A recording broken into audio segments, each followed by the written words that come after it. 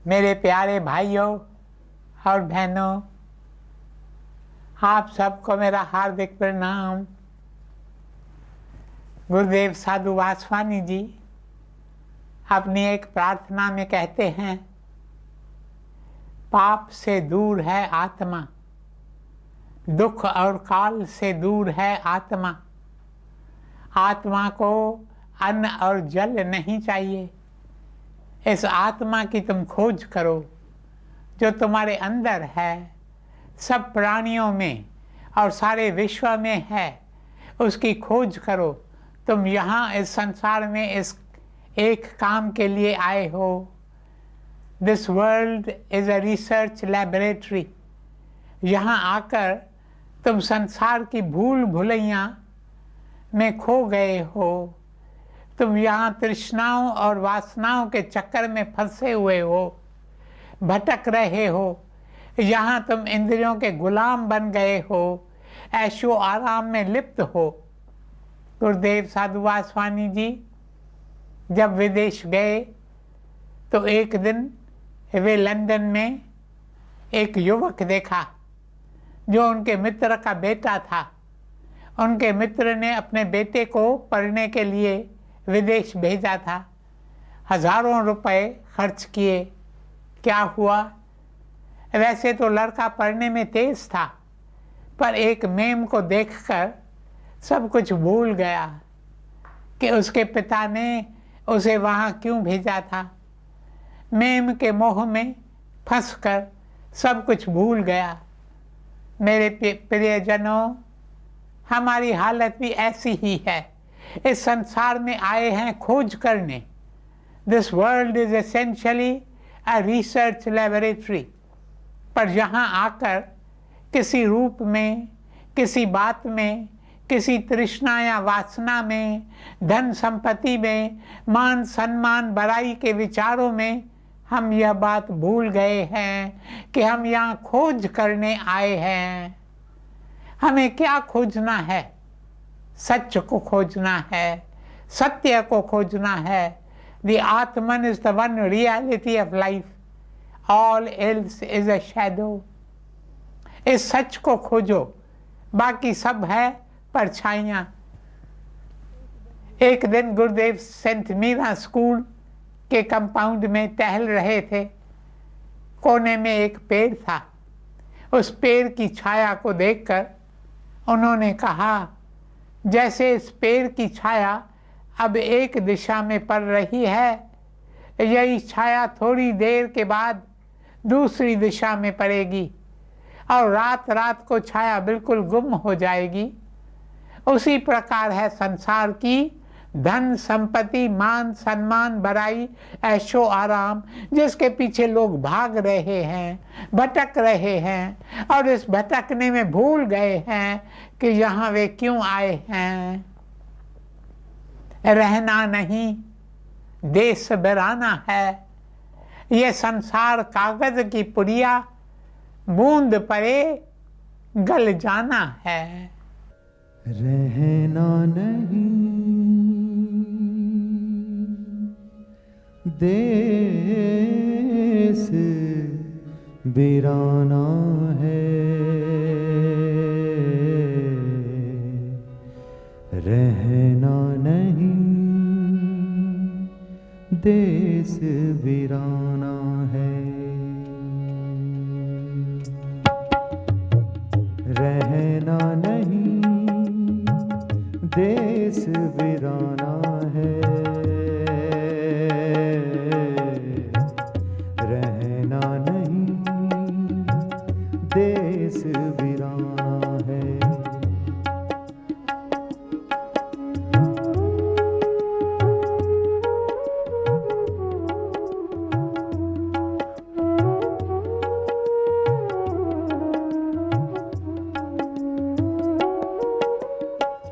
ये संसार कागज की पुड़िया, ये संसार कागज की पुड़िया, बूंद पड़े धुल जाना है। बूंद पड़े धुल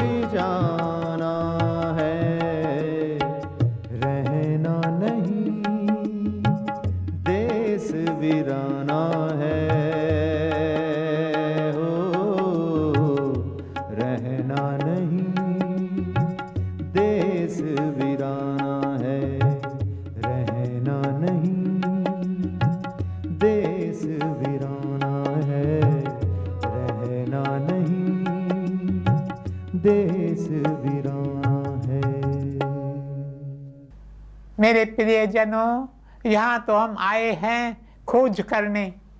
आत्मा जिसकी खोज हर किसी को करनी है, यह आत्मा पाप से दूर है, क्योंकि आत्मा ज्योति का एक बिंदु है।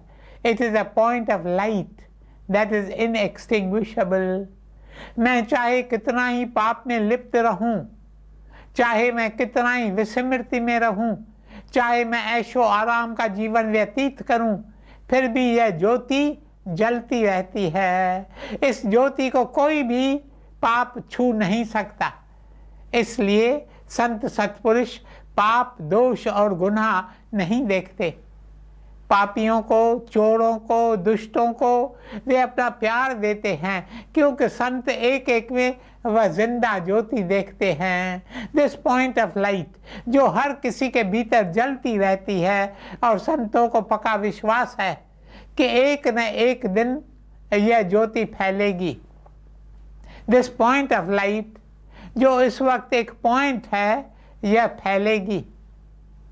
It will capture the whole man. It will spread over the whole man, and then the lower self will die. जब यह ज्योति फैलेगी, चारों तरफ से इंसान को घेर लेगी, तब the lower self will die, and in that moment we will have the ecstatic experience of communion with God. तब हम प्रभु के साथ एक हो जाएंगे। मेरे प्यारे भाइयों और बहनों, संत यह बात भली बात जानते हैं, इसलिए वे हमारे पाप, दोष, गुनाह नहीं देखते। वे कहते हैं कि ये पाप, दोष और गुनाह परछाइयाँ हैं, चले जाएंगी, चले जाएंगे। पर जीवन का सत्य है आत्मा की ज्योति, जो सदा जलती रहेगी। चाहे पापों के तूफान उठें, चाहे विकारों की वर्षा हो, यह ज्योति जलती रहेगी, जलती रहेगी, जलती रहेगी। इस ज्योति की खोज करो। संत और सत्पुरुष इसलिए बार बार पापियों को अपनी संगति में रखते हैं, पापियों को प्यार देते हैं, उनके अंदर ज्योति जगाते हैं और उन्हें नया बनाते हैं। अंगुलीमाला जो एक खूनी था, लोगों को पकड़कर उनके हाथों की उंगलियां काटता था। उसने स्वयं से प्रण किया कि वह 100 उंगलियां काटकर उनकी माला परोकर गले में पहनेगा। इसने 99 उंगलियां काटी, बाकी 1 उंगली की जरूरत थी। उसने स्वयं से कहा, अगर आज और कोई नहीं मिला तो अपनी मां की उंगली काट लूंगा, पर आज शाम होने से पहले 100 उंगलियां पूरी करूंगा। ऐसे पापी को गौतम बुद्ध की संगति का सौभाग्य मिला। जिस दिन उसे आखिरी उंगली चाहिए थी, on that crucial day, on that critical day in his life, Gautam Buddha उसके पास आए और उसकी ओर देखा। उसके पाप, दोष, गुनाह नहीं देखे, पर देखा कि इसके दिल के मंदिर में ज्योति जल रही है, आत्मा की ज्योति। तब उस पर महात्मा बुद्ध की कृपा हुई और उसके जीवन में बदलाव आ गया। यह दुष्ट एक संत बन गया। पाप से दूर है आत्मा, दुख और काल, नाश से दूर है आत्मा। इसलिए आत्मा की खोज करो, अपने भीतर झांको। यह झांकना क्या है? यह झांकना बुद्धि की बात नहीं है। It is not an intellectual conception, it is not a philosophical notion, but it is a communion with the eternal. यह अनुभव कब होता है? जब हम ध्यान में बैठते हैं। किसी शांत कोने में जाकर बैठो, किसी नदी के किनारे या पहाड़ी की चोटी पर या बगीचे के कोने में। जब हमारे सारे विचार, सारे ख्याल गुम हो जाते हैं, जब इस शांति से हम घिर जाते हैं, तब हमें समझ में आता है कि आत्मा क्या है। अंदर अंदर है चैतन धार, अंदर अंदर है रूह सितार, अंदर अंदर है शब्द की बानी, पुकारे पुकारे नूरी न मानी।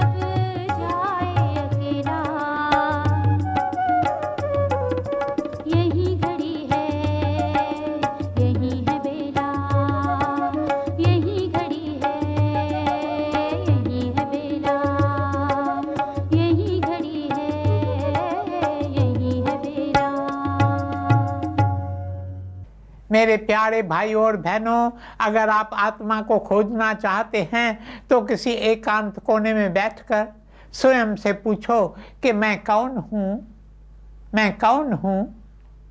यह सवाल लेकर अपने अंदर जाओ। जब अंदर जाओगे तो देखोगे कि आपके भीतर कई पर्दे हैं। हमारे भीतर आत्मा की ज्योति जल रही है, किंतु हम उसे देख नहीं सकते। आंखें बंद करते हैं तो हमें अंधेरा ही अंधेरा नजर आता है, इसलिए कई लोग आंखें बंद करने से घबराते हैं। हम ज्योति को देख नहीं सकते क्योंकि ज्योति कई पर्दों में लिपटी हुई है। एक एक करके उन पर्दों को खोलना है, फिर एक सौभाग्यशाली दिन हमें ज्योति का दीदार होगा। फिर जब आंखें खोलेंगे तो सारी सृष्टि में, एक एक जीव में, एक एक कण में, इन एवरी एटम वही ज्योति चमकती दिखाई देगी। कृष्ण कृपा जिस पर आई, अंदर उसकी हुई सफाई। दोस्त दुश्मन भेद न कोई, एक एक में देखे सोई।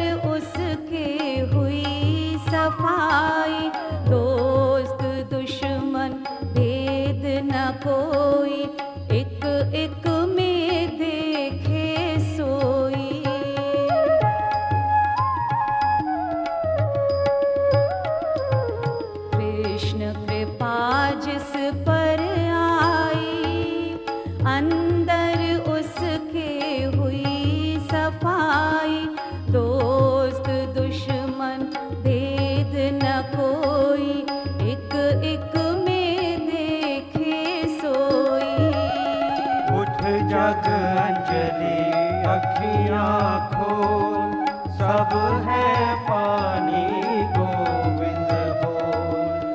भज गोविंदम भज गोविंदम, भजो रे भाई गोविंद। भज गोविंदम भज गोविंदम भजो रे भाई गोविंदम। मेरे प्रियजनों, श्रीमद् भगवद गीता में भगवान श्री कृष्ण ने अर्जुन से कहा कि जब तुम्हें ज्ञान प्राप्त होगा, जब तुम ज्योति का दीदार करोगे, तब देखोगे कि तुम में और मुझ में एक ही ज्योति जल रही है। पर इस ज्योति का दीदार पुस्तकें पढ़ने से नहीं होगा। चाहे मैं सारी दुनिया की लाइब्रेरीज की पुस्तकें पढ़ लूं, चाहे मैं सभी शास्त्रों का अभ्यास कर लूं, पर इस ज्योति का दीदार नहीं होगा। कई बार हमारे लिए पुस्तकों का अध्ययन एक बोझ बन जाता है। Lay down your load in the dust, this load of pride and vanity, this load of book learning. पुस्तकों का अध्ययन एक बोझ है, उसे उतार फेंको, फिर आगे बढ़ो। अपने प्रीतम का इस ज्योति का दीदार करो। सनत कुमार के बारे में एक बात बताई गई है। जब वे 7 वर्ष के ही थे कि ऋषि मुनि भी आकर उनसे शिक्षा लेते थे। एक दिन नारद मुनि उनके पास आए और कहा, मैं बहुत भटका हूँ, अब मैं आपके चरणों में आया हूँ, कृपया मुझे कोई शिक्षा दें। तब 7 वर्षीय सनत कुमार कहा, तुम शिक्षा लेने आए हो, पर पहले मुझे बताओ तुम अब तक क्या सीखे हो। नारद ने कहा, मैंने काफी अध्ययन किया है, मैंने 4 वेद पढ़े हैं, न्याय की शिक्षा ग्रहण की है, कई कलाएं सीखे हैं, ज्योतिष विद्या सीखे हैं और भी बहुत कुछ सीखा है, पर अभी भी मुझे आत्मा का साक्षात्कार नहीं हुआ। आपका नाम सुनकर आया हूँ, आपके चरणों में बैठा हूँ, मुझे वह शिक्षा दो जिससे मैं आत्मा का दर्शन कर सकूं। क्योंकि जब तक मुझे आत्मा का साक्षात्कार नहीं हुआ है, तब तक ये सब विद्याएं व्यर्थ हैं।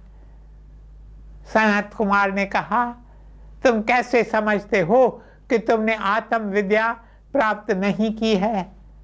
नारद ने कहा, मुझे समझ में आता है कि मैंने आत्म विद्या प्राप्त नहीं की, क्योंकि जब मैं अपने भीतर जाता हूँ तो उदास हो जाता हूँ। मेरे प्यारे भाइयों और बहनों, हम भी बार बार उदास हो जाते हैं। सत्संग में आते हैं, गीत गाते हैं, कीर्तन करते हैं, थोड़ी देर के लिए आनंद प्राप्त होता है, पर जब जीवन के जंग मैदान में जाते हैं तो सब भूल जाते हैं। छोटी छोटी बात से चिंतित हो जाते हैं। कोई हमारा निरादर करता है तो दुखी हो जाते हैं, कोई हमसे ठीक से बातें नहीं करता तो हमारे अंदर क्रोध उठता है। यह उस इंसान की निशानी है जिसने अब तक आत्मा का दर्शन नहीं किया है। आगे नारद ने कहा, मेरे अंदर आनंद का चश्मा खुला ही नहीं है। That unbroken bliss, which is the one infallible mark of the true man of wisdom.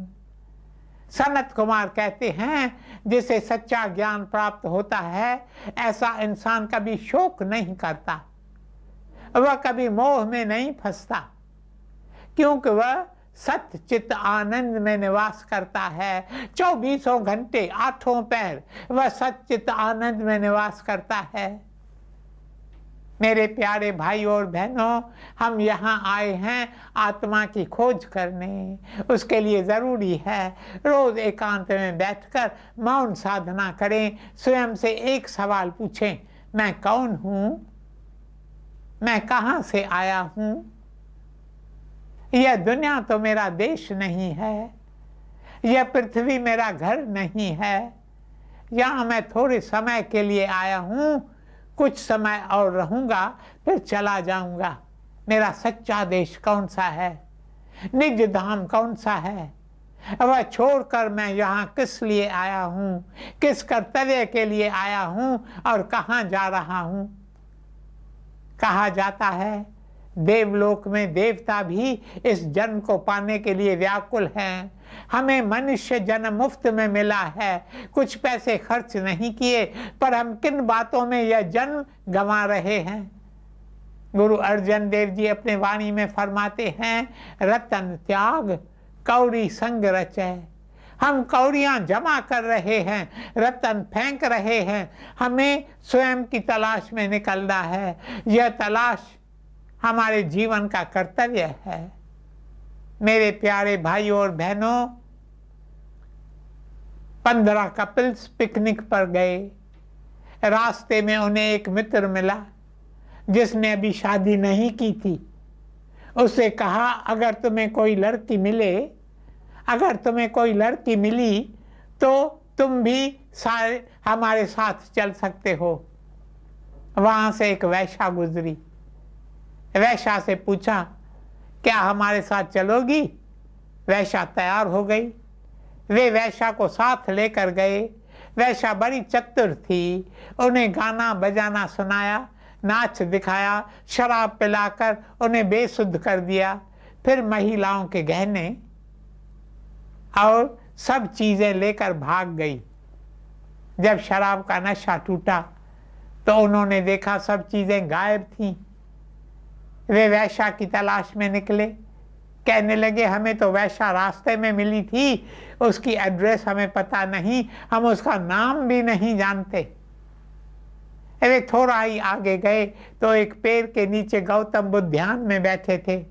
तब उन लोगों ने महात्मा बुद्ध से कहा, माफ करना, हम आपके ध्यान में विघ्न डाल रहे हैं। हम एक वैश्या की तलाश में निकले हैं। क्या आपने किसी वैश्या को यहाँ से जाते हुए देखा? मेरे प्रियजनों, महात्मा बुद्ध ने कहा, तुम वैश्या की तलाश में तो निकले हो, पर अपनी तलाश में कब निकलोगे? When will you set out in quest of your own self? अपनी तलाश, मैं कौन हूं? इन सवालों का जवाब पाने के लिए अपने भीतर जाओ।